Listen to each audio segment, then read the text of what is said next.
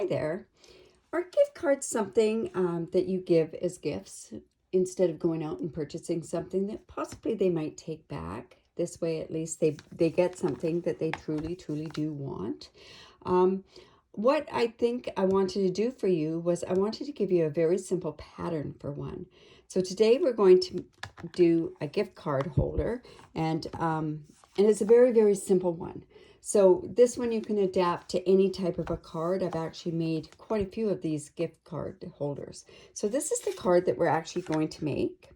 I made it out of this country home because I just like how easy it is, but also kind of gives you that fall sort of feeling there. So what you're going to need to make this card, of course, is the stamp set Country Home. You're also going to need Smokey Slate, stamp pad, and also a Memento Tuxedo Black Memento pad. The cardstock is Smokey Slate, and it's cut 11 inches by 4 1/4 inches, and I've scored it at 5 1/2 inches and also at 2 3/4 inches. And then on that 2 3/4 inches, I went and I cut another 1 inch off, and what that has done is it allows for a place to put the gift card holder. You also are going to need some basic gray, and it's going to be at 4 inches, 4 inches by 2 1/2 inches. You're going to need some Whisper White, and the Whisper White that you're going to need is at 2 3/4 by 4 inches, and another piece at 2 1/2 inches. Let's see where that is. 2 1/2 inches by 4 inches. And also some spare Poppy Parade. And trust me, this is a huge piece of Poppy Parade for what we need to do it. So I want to get, also we're going to use these masks. They're the Pattern Party masks, and they're from the annual catalog. And because we are using a photopolymer stamp set, we're just going to use our piercing mat. Other things that you will need to complete this particular card is a 1 inch punch. You will need that for all of your gift card holders. And also I did some coloring on this, but I've done the coloring ahead of time because for this video, I just wanted to show you the layout and how simple it is for the gift card. So on this card, we're using Smokey Slate. We're using Poppy Parade, and these are the light and the dark, and Old Olive. I've used dark crumb cake, Life Soft Suede, and I've used the color lifter as well. I'll just put those off to the side. So how to get the base of this card done is, like I said, on this 2 3/4 side, I've cut off another inch. So basically this card measures 10 inches long, but for the ease of doing the scoring, it was easiest to do this way. So the first thing I'm going to do is I'm going to take my punch and I'm going to center this. Now, if you feel more comfortable by measuring it, by all means do, but I'm just going to eyeball this. So, and then we're going to take our tear and tape. If you use this tear and tape, it's really wonderful stuff. So we're just going to put it at one end there. A lot of people cut their tear and tape. It's not necessary. All you have to do is just rip it. And bring my Take Your Pick tool in. And just take those pieces off there. So just line the edges up. And there we have a slot for our gift card. Now I want to also, on this particular card, I used this mask, and I used the subtle embossing folder, but for the life of me, I took it to an evening class last night, and I think I might have left it there in the classroom. So for this card, we're just going to substitute the brick and mortar embossing folder, and I've already gone ahead and I've run the piece of basic gray through that. So we're just going to put that, and we really need to score this down, or to basically score it down. I finally remembered my bone folder. So you just want that because you want it to lie flat. So I'll just get rid of that. And we'll just put this on. This is an embossed thing, so sometimes you might be better to put it on with your tear and tape. But I'm just going to use my snail and just burnish it really good.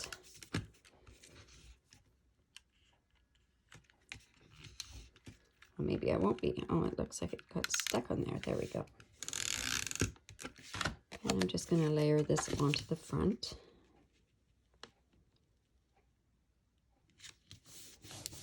And just burnish it down so that you don't have any problems with it.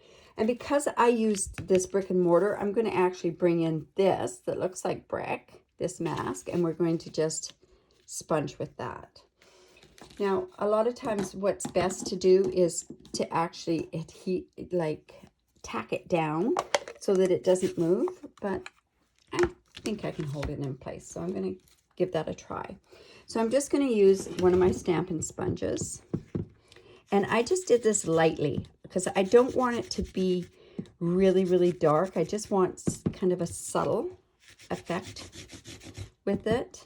You could use sponge daubers as well, or you could use a brayer even. But I don't want it to be that even. I want it kind of a little blotchy all over the place. And I think I've got that effect. That's a miracle when you're on video. Okay, so anyways, that's the base of our card. So on that one piece of the Whisper White, I did cut out the largest oval from the stitched oval dies. And on that, we are going to take this, and we're going to stamp all of this stuff on with Memento. And the reason being is we're using blends. And because we're using, like I said, a photopolymer set, I'm bringing in my piercing mat. Got our Memento here. And we're going to put this milk can right onto the oval here as well.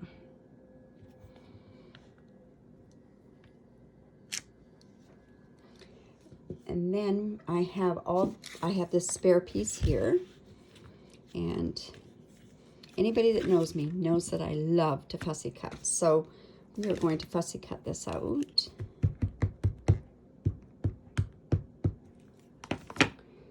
Going to put a full one down here.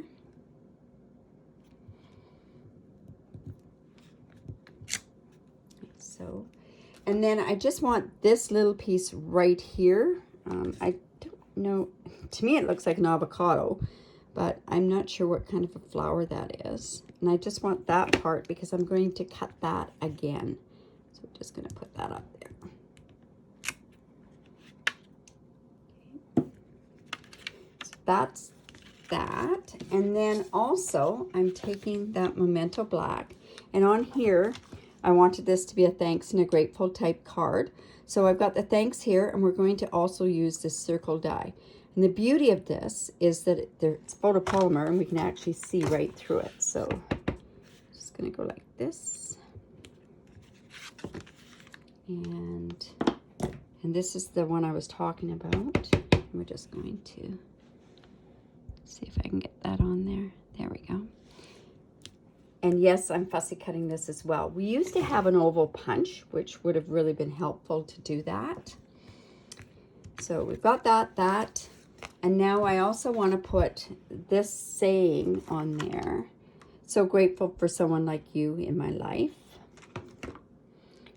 So now this is going to come out like so. So I want this so grateful. I want it to come behind the oval there. So I'm just going to, I know roughly where it goes now. I'm just going to stamp that down like that. Okay. Now this is where I would bring my blends in, but this is not a blending type of video. Like I say, it's just the layout that I wanted to show you. So I've got it all done up ahead of time. So when I fussy cut this part here, I left a layer around, but this part here, I wanted it to be right flush with the can. So at this point, now what? I am going to lift this up with dimensionals.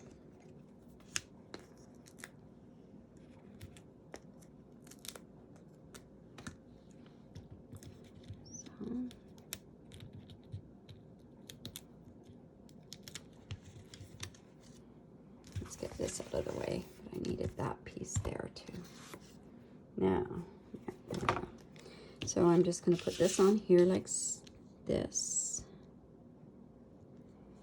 Now, I like a little bit more dimension as well.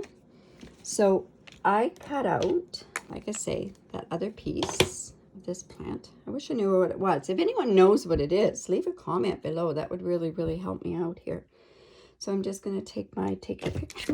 Whoops. And just take that and put that on the back there. We could have used a full dimensional, I guess, but I didn't really want it to show too much around the edges. So we're just going to take that off there and put that on there. So it kind of just gives a bit more dimension on there. Now this thanks, I also want to give it some dimension. I'm going to put right on the milk can. When I did the coloring on here, I used my blends to take some of the Smokey Slate color away there. So let's bring in another dimensional. Want a big one or a little one? I think a big one will work for this.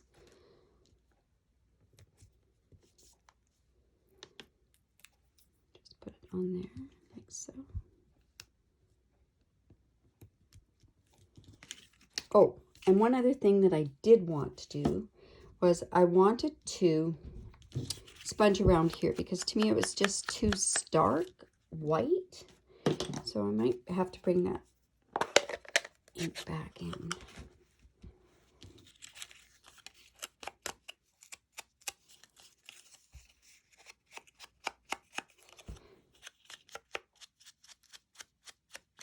See what I mean by just sort of dirty it up, I call it when I go sponging. And I'm doing a little bit around the edges there as well. So then there, we're just going to put this here. It's all covered up. Remember, we're only putting it on that side. Now, if you wanted to, and you don't want this part to show, what you could have done is you could actually put another layer, which would have been a smart thing to do because I actually did that on this card. I did it that way so it wasn't there. And then all we're going to do is slip our gift card in there. And there we have our very, very simple gift card holder. So if you like that and like the pattern, please leave a comment below. Share some ideas with me on my blog here. Also, if you could, I'd really appreciate that you subscribe to my YouTube video, which is just down here below. One other thing, I do have a hostess code. If you do purchase anything from me online, if you do live in Canada, please use this hostess code. And if you are over $60, I have a tutorial that I will send to you by email.